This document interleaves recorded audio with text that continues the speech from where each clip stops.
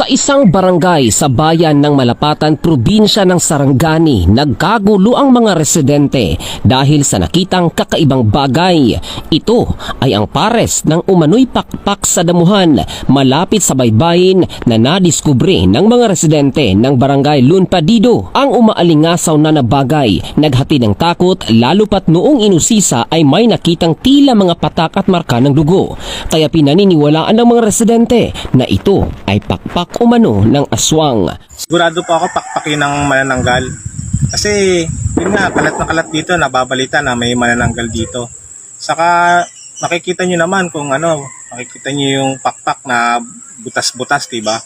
Kasi tingin ko dito sa sagingan marami kasing puno na saging dito.